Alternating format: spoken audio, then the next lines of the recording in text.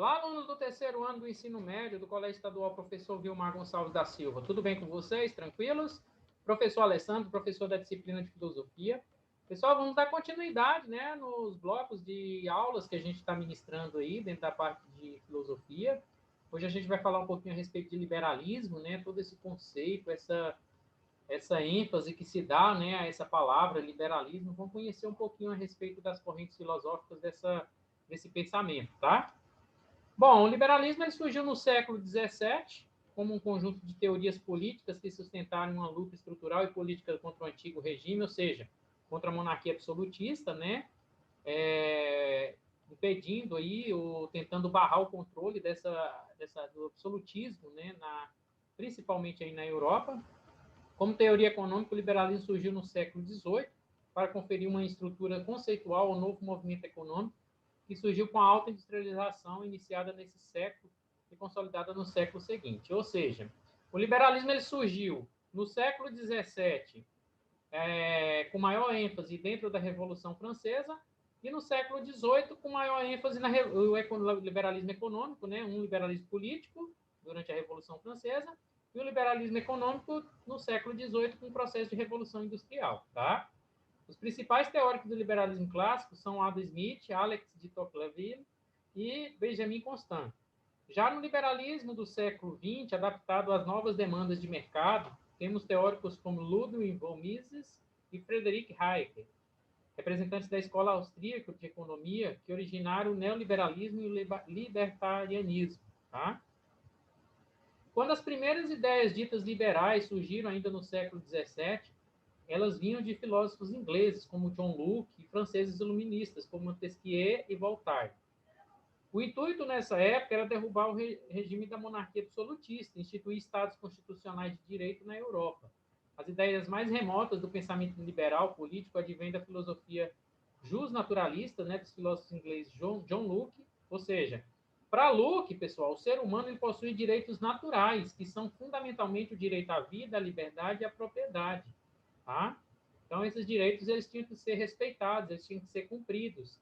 Então, a base, né, os pilares do liberalismo faz parte dessa filosofia justnaturalista, né, de defesa do direito à vida, da liberdade, da propriedade, e que ganhou força principalmente com a tentativa de derrubada aí por meio da Revolução Francesa, né, da monarquia absolutista. A propriedade privada, para ser legitimada como um direito natural, deveria ter uma função social que atenda à comunidade. Então, não era somente para o sujeito trabalhar e retirar ali a grande parte e ceder para a nobreza, que não fazia nada na terra.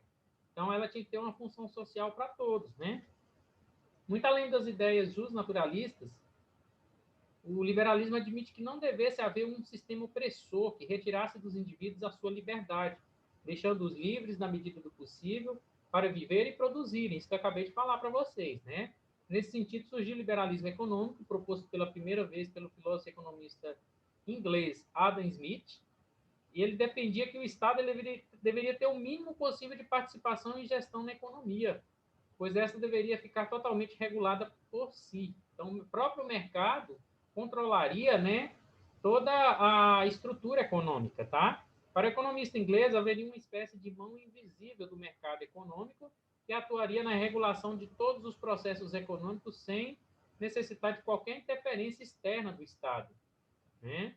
As teorias liberais elas foram atualmente aplicadas em grande parte da Europa da década de 1800, né, do século XVIII, e nos Estados Unidos. Esses territórios, né, esses eram territórios altamente industrializados, né, tudo que permitiram a manutenção de um sistema capitalista por meio dessas doutrinas liberais da época, tá ok? As regras de manutenção da economia foram desenvolvidas pelo mercado, salários, modos de contratação, preços e modos de venda eram decididos pelas instituições privadas. A antiga lei, né, da oferta e da procura, né, que rege o sistema capitalista, a lei de mercado, né? Então, ela teria que ser o quê? Separada das ideias políticas do Estado. O imposto sobre as empresas quase não existiam, recaindo, na maioria das vezes, em cima das pessoas comuns. Entre elas, os empresários, e que quase nunca sobrava sobre as empresas em si. né? Isso constitui a essência do liberalismo, né? Enquanto pensamento político, ele garante as liberdades individuais, e enquanto doutrina econômica, garante a liberdade de propriedade de empreender. Então, liberdade tanto na expressão, tanto na política, como liberdade na forma de praticar formas comerciais, né?